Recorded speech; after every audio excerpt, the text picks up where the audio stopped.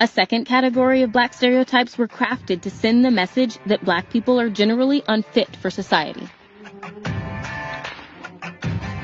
What are their character traits? Ignorant, dull-witted, lazy, and unlucky. The Sambo caricature, essentially a slow-witted, happy slave, sent the message that black people were childlike, lazy, and perpetually smiling. I thought of it all by myself. Well, you must be thinking better than you used to, James Henry. Yes, Master Curry. I even think more often now. This caricature is at least as old as America, but was popularized by 19th century blackface minstrel theater performers with painted-on smiles. Show time. And it promoted the idea that black people liked being enslaved because they were simple-minded, perpetual children unable to care for themselves. You gonna put your shoes on? Let them save in case my feet wear out. Then I have them. The Coon caricature similarly ridiculed the idea that black people could successfully integrate as free members of American society. Like the Sambo, these coons, also called zip coons and urban coons, were depicted as lazy and unintelligent. Well, why don't you get a job and go to work? You almost had me a job this morning. However, while the Sambo was content to be a slave, the coon wanted to be free.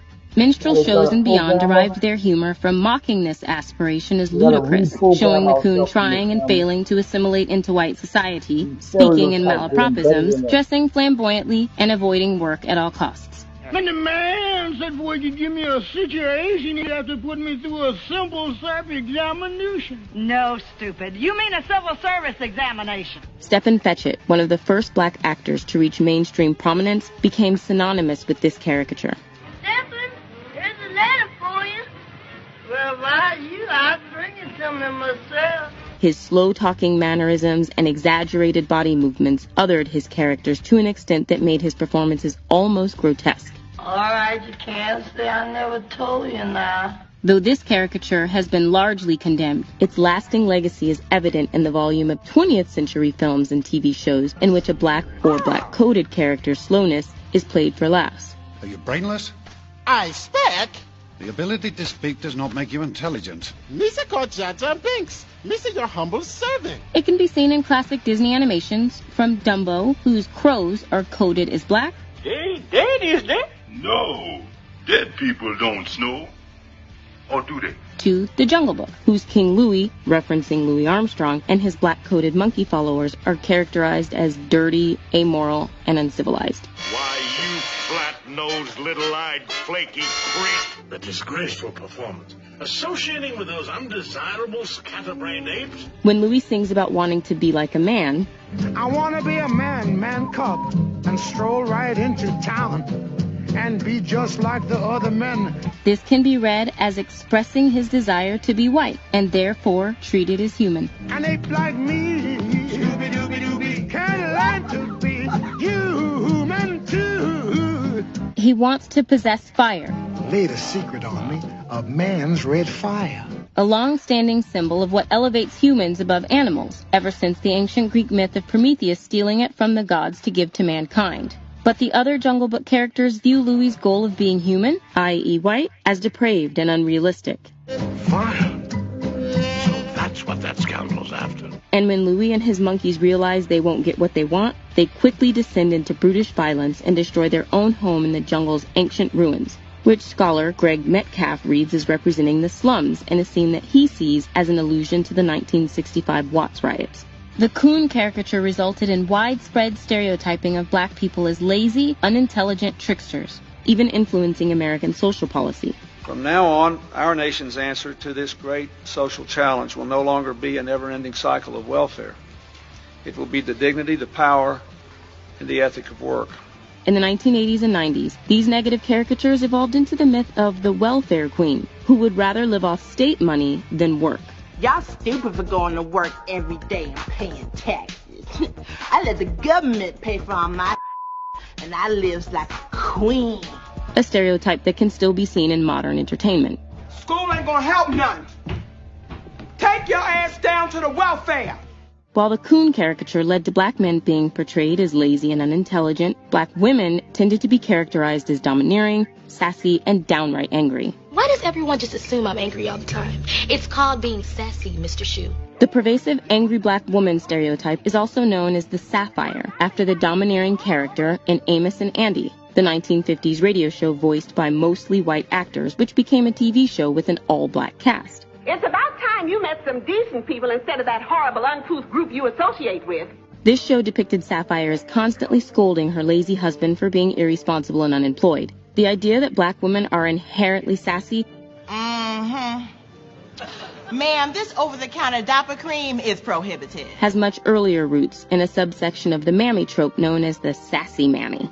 Miss Scarlett, where are you going without your showing the night air fixing to set in? Popularized by actress Hattie McDaniel in films like Judge Priest, in addition to Gone with the Wind, the trope of the sassy housekeeper who still ultimately loves the family she serves was another way that the mammy was painted as part of the family, comfortable enough to give them a hard time. And versions of this sassy housekeeper type still live on today. I'm gonna go in that laundry room, and I'm gonna get on my knees and pray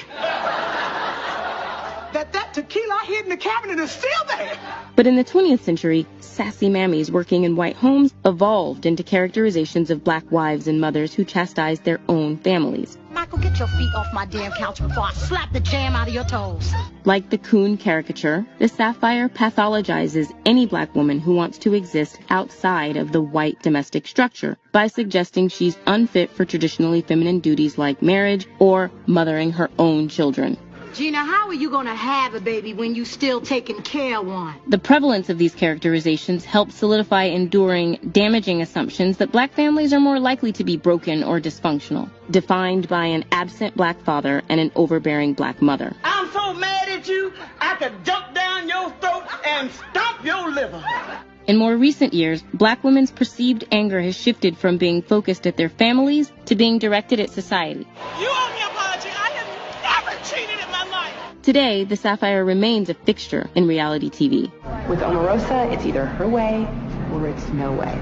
And the angry black woman trope has been weaponized against any black woman who dares to speak out against systemic oppression and injustice perpetrated against her, even being leveled at accomplished professional women like Michelle Obama and Serena Williams. I was called an angry black woman. Finally, a third category of pervasive stereotypes paints black people as animalistic. Whereas the Mammy and the Tom caricatures were purposefully desexualized, certain caricatures portrayed black people as wild or animalistic by hypersexualizing them.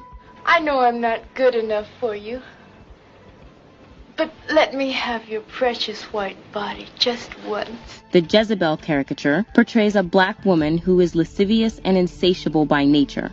I'm told that you are a dangerous man, Arturo. I like that. It excites me. During slavery, this caricature was commonly utilized to justify the common sexual abuse of black women by white men. Queen of the field she is. The Jezebel became popularized on screen in the 1970s during the rise of blaxploitation movies. You'll be nice to them boys, won't you, if we're nice to you? And to this day, black women face a double standard that judges them as being too sexual, even when they make the same clothing choices that are accepted for white women. For black men, hypersexualization took the shape of the aggressive, amoral buck or brute caricature, also known as the Mandingo. To this day, it is not unusual for black male characters to be described as more virile. Anything is possible when your man smells like Old Spice and not a lady. Naturally strong or athletic. Going back to Birth of a Nation and 1933's King Kong, which can be read as a racist allegory about a black man stealing a white woman before she's rescued by heroic white men. We'll give him more than chains. He has always been king of his world, but we'll teach him fear. Movies have helped propagate the dangerous lie that hypersexual black men are a danger to white women. This myth has had devastating real-world consequences, as it was used to justify the practice of lynching. It's my story. You attacked me. And shoot down the 1922 anti-lynching bill in the U.S. Senate. The weaponizing of the animalistic brute and Jezebel caricatures against black people, who were overrepresented as violent criminals and sex workers in the media. When I started working, me and my fellow actors, we were always drug dealers.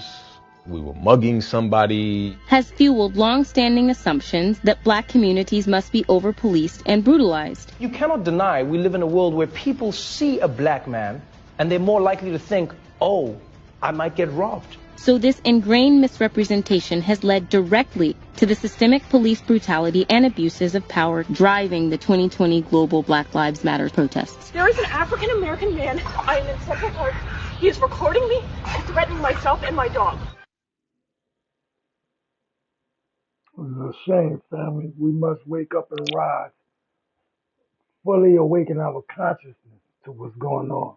Peace, love, and prosperity. Share this video, get it out there to the masses of the people. Let them know, fully let them understand what's going on. Not just read through this or look through this and oh yeah, and nah, man. We need to really stop this. Put this to a stop. Peace, love, and prosperity. I share.